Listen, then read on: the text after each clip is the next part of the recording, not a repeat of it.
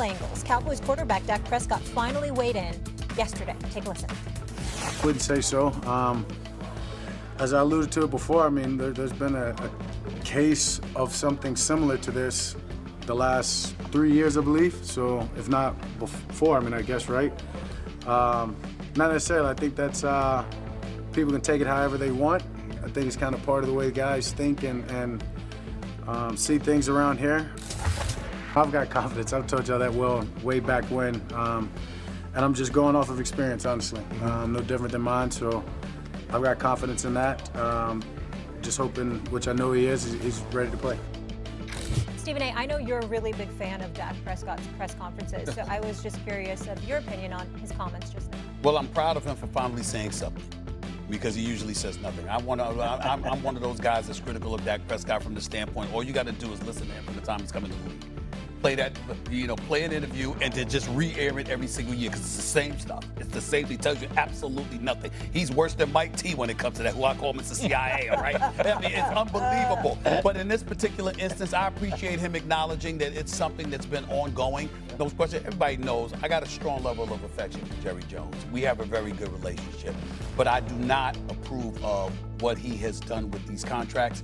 And especially in the case of Micah Parsons, it's significantly worse. And the reason why I've said that, which I told Jerry Jones to his face, is that you are worth $16 billion. Your franchise is worth $12.8. You are renowned as an elite businessman and marketer. And you're acting like a conversation with a 25-year-old at the time, a football player for you. It's tantamount to a negotiation, knowing he has representation. That is wrong. Now, Jerry's position is that the man called me. He wanted to negotiate. We talked. We had a deal. You know what I'm saying? And then next thing I know, he picks up the phone and calls me to tell me, don't call him no more. Call my agent. I don't play that blue. That's what he said. But Micah Parsons' team is saying, nah. Micah met with him because Jerry wanted to meet with him about leadership. And Jerry turned it into something. So what's he supposed to do? Just get up and walk out the room when the owner is there talking to you? He nodded his head, he talked or whatever and said, yeah, but I got my rep and I'm sure y'all will talk about it.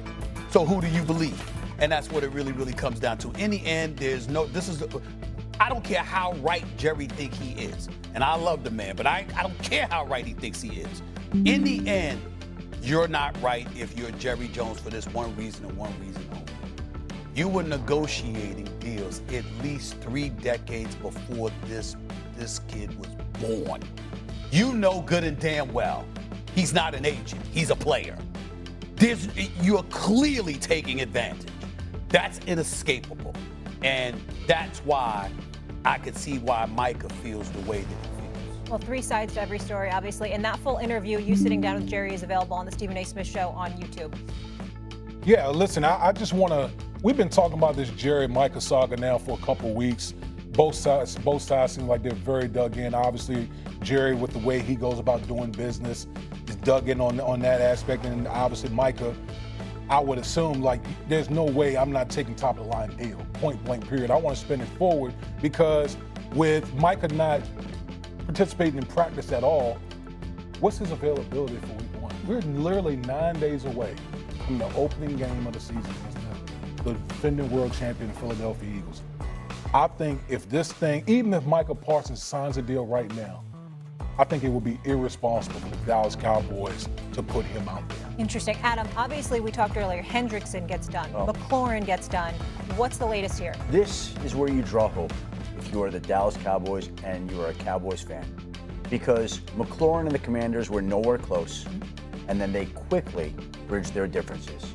The Bengals and Trey Hendrickson were nowhere close, and they spent all day yesterday meeting and coming up with this creative one-year solution where he gets a raise this year. The Dallas Cowboys and Micah Parsons have not discussed a contract at all since Jerry and Mike were together. We're talking 3-4 months of zero contract discussions. Could it come together as quickly as McLaurin and Hendrickson? Yes. Could it be solved as quickly as McLaurin and Hendrickson? Yes. But Jerry sounds very dug in here. And Micah already has stated that he wants to be traded. He hasn't practiced. His back is tight. And these two sides today are nowhere. And it does sound like over time, they are headed their own ways. That doesn't mean that they can't figure out a solution, but neither one right now has been interested in doing that. I'm hopeful that a solution can be reached. Here's what I said to Jerry, and I'll say it again, right here on national TV. You're Jerry Jones. Jerry Jones, in his own words, said, Stephen, if you look at where we are, we're not really that far apart. Well, if that's the case, then what's really holding this up is Jerry's pride, because Micah said to him, don't talk to me, talk to my agent. Now, at some point in time, everybody in Dallas. Disrespectful. I don't understand Exactly. that. No, what I'm saying is it makes, at some point, you got to look at Jerry and say, does this really make sense? Because again, if you're not that far apart, what's the holdup? Now, Jerry will tell you, as he said, Dak and I couldn't reach an agreement the first year. Dak played. Dak and I couldn't reach agreement the second year. Dak played. And then ultimately, he got his bag. Well, what Jerry is saying is, get your behind out there on the field. That's his position. My position would be, but you said y'all are close. What's wrong? It's almost like the principle of having to talk to his representation is something you find off-putting, if not offensive. And I'm saying that Jerry Jones, Mr. $16 billion man, #1 sports franchise. Come on now. Come on, Jerry. You got to do better than that. And I'm not saying anything that I didn't tell him. You know why this is so frustrating for me? Just looking at it as observed from the outside looking in. Because it should be simple. It should be simple. We are talking about a 26-year-old premier pass rusher in his prime in the National Football League. This is not scary Terry McLaurin, who's on the other side of 30. This is not Trey Henderson, who's on the other side of 30. We're talking about one of the best players